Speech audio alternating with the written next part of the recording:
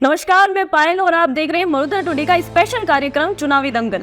प्रधानमंत्री नरेंद्र मोदी अपने फैसलों से समय समय पर देश को चौंकाने का काम करते हैं। चाहे नोटबंदी हो, चाहे लॉकडाउन हो या फिर देश की महान विभूतियों को भारत रत्न देने का काम हो। 9 फरवरी 2024 को प्रधानमंत्री मोदी ने अपने सोशल मीडिया प्लेटफॉर्म एक्स पर देश के पूर्व प्रधानमंत्री चौधरी चरण सिंह व पीवी नरसिम्हा राव को हरित क्रांति के जनक और कृषि क्षेत्र में अपना महत्वपूर्ण योगदान देने वाले डॉक्टर एम.एस. स्वामीनाथन को भारत रत्न देने की घोषणा करी है। मोदी सरकार द्वारा चुनावी साल में इन महान विभूतियों को भारत रत्न देने की घोषणा करना भाजपा का चुनावी मास्टर स्ट्रोक माना जा रहा है।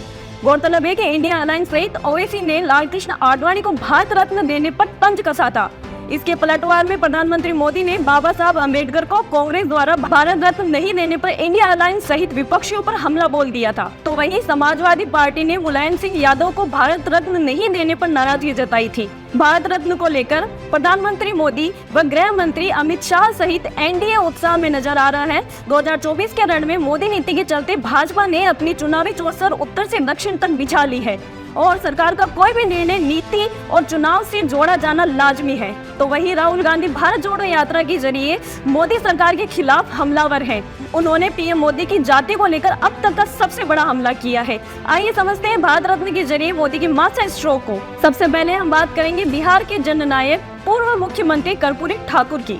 कर्पूरी ठाकुर नीतीश कुमार व लालू प्रसाद यादव सहित कई दिग्गज नेताओं के गुरु रहे हैं। कर्पूरी ठाकुर को उनके जन्म शताब्दी वर्ष में 23 जनवरी 2024 को पीएम मोदी ने भारत रत्न देने का ऐलान किया और उधर बिहार में खेल हो गया। मुख्यमंत्री नीतीश कुमार ने इंडिया अलायंस से किनारा कर वापस एनडीए का दामन थाम लिया।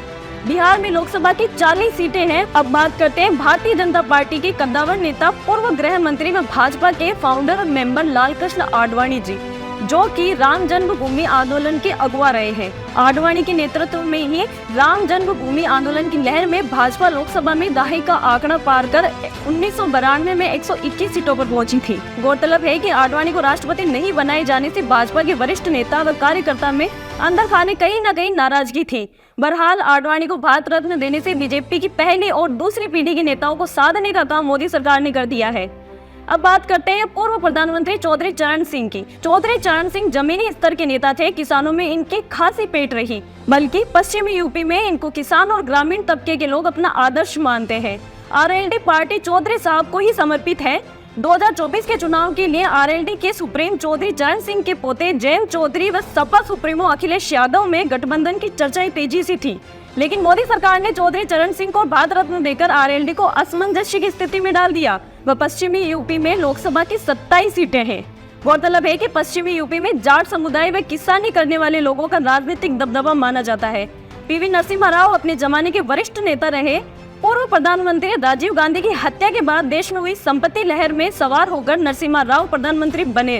राव की मृत्यु के समय उनकी पार्थिव देह को कांग्रेस मुख्यालय में रखने को लेकर हंगामा खड़ा हो गया था और फिर उनकी पार्थिव देह को उनके गृह राज्य आंध्र प्रदेश ले जाया गया था। नरसिम्हा राव व अटल बिहारी वाजपेयी की दोस्ती जग जाहिर थी, जिसके कई किस्से भी हैं। आंध्र प्रदेश में लोकसभा की 25 सीटें हैं व नरसिम्हा राव तेलुगु नियोगी ब्राह्मण थे।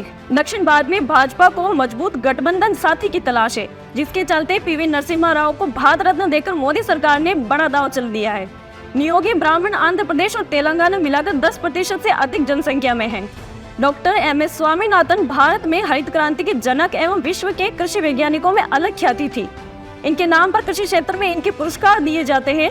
डॉक्टर स्वामीनाथन मूल तमिलनाडु राज्य के रहने वाले थे। स्वामीनाथन साहब ने गेहूं और चावल की उच्च उपज विकसित करने का काम किया था, जिससे देश में अनाज की उपज बढ़ी और किसानों की खेती बढ़ी। कृषि जगत में सदियों तक डॉक्टर स्वामीनाथन को याद किया जाएगा। स्वामीनाथन नायर जाति से आते हैं। केरल में 15% व तमिलनाडु सहित दक्षिण भारत के राज्यों में नायर समुदाय का खासा प्रभाव रहा है। तमिलनाडु में 39 व केरल और कर्नाटक में 28 लोकसभा सीट है। डॉक्टर स्वामीनाथन को भारत रत्न देकर मोदी सरकार ने किसानों के साथ दक्षिण भारत को बड़ा संदेश दिया है। 5 भारत रत्न पुरस्कार में 4 जनों को मरणोपरांत और आडवाणी को जीवित रहते हुए भारत रत्न दिया जा रहा है। अब देखना है मोदी नीति की चाल की काट इंडिया अलायंस किस प्रकार करता है। मोदी नीति के भारत रत्न, क्या भारत रत्न से होगा एनडीए 400 पार? देश में लोकसभा चुनाव 2024 का रण सज चुका है। सेनाएं अपने अपने तरकश में तीरों को धार देने का काम कर रही है। एनडीए गठबंधन प्रधानमंत्री नरेंद्र मोदी के नेतृत्व में अपने सुशासन, राम मंदिर और अब भारत रत्न के जरिए 400 पार का आंकड़ा पार करने की जुगत में है। तो वहीं इंडिया गठबंधन ईडी, सीबीआई बेरोजगारी, पेट्रोल, डीजल व गैस के दामों को मुद्दा बनाकर 2024 में सत्ता में काबिज होने की जुगत में है। भारत रत्न को लेकर सियासत तेज हो गई है। मनसे प्रमुख राज ठाकरे ने शिवसेना के संस्थापक बाला साहेब ठाकरे के लिए भारत रत्न की मांग करी है, तो मायावती पहले ही काशीराम को भारत रत्न देने की मांग कर चुकी है। आरएलडी सुप्रीमो जयंत चौधरी ने मोदी को दिल जीत लिया है वाला ट्वीट करके समाजवादी पार्टी की धड़कनें बढ़ा दी। देश, दुनिया और शहर की खबरों की जानकारी के लिए देखते रहिए मरुधरा टुडे। मरुधरा टुडे के चैनल को सब्सक्राइब करें, नीचे दिए गए बेल आइकन को प्रेस कर लाइक, कमेंट और शेयर करें।